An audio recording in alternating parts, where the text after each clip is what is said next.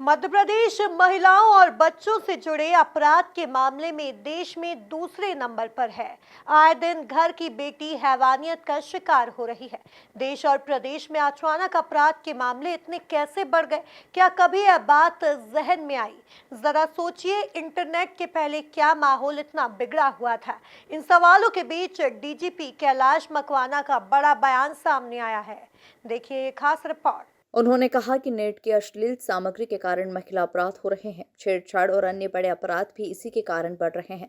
Internet विज्ञान का दिया एक वरदान है और इसके माध्यम से मनुष्य का जीवन आसान हो गया, लेकिन इंटरनेट के कारण महिला अपराधों में भी इजाफा हुआ है। डीजीपी कैलाश मकवाना ने कहा कि नेट की अश्लील सामग्री के कारण महिला अपराध हो रहे हैं।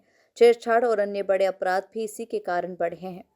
महिलाओं या बच्चियों के प्रति अपराध या कोई भी असमानता की बात आती है तो उसमें सबसे बड़ा रोल पुरुष या बालकों का होता है। तो सबसे पहले पुरुषों को और बालकों को शिक्षित करना, इस विषय में संवेदनशील करना अत्यंत आवश्यक है। घर परिवार से ये चीज़ प्रारंभ होती है कि बहन के प्रति जो भाई का रवैया है वो समानता का हो।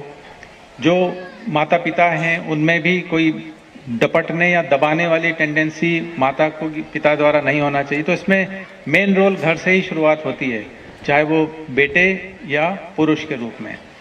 तो जो स्कूल्स कॉलेजेस में बालक और जो युवा हैं उनको भी इस विषय में संवेदनशील किया गया है, जागरूक किया गया है, क्योंकि कोई भी अपराध यदि होगा तो निश्चित रूप से वो पुरुष या मेल वर्ग द्वारा ही इसमें होता है। तो उन्होंने कहा, आज से 40 से 45 साल पहले सनसनीखेज घटनाएं नहीं होती थी। समय बढ़ने के साथ इंटरनेट और विकास के साथ पॉजिटिव और नेगेटिव बातें सामने आई। मोबाइल पर भी कई दूषित चीजें सर्कुलेट हो रही है। नेट पर अश्लील सामग्री है जिसका परिणाम दुष्कृत मानसिकता आ रही है। Bureau report, MP news, Bhopal.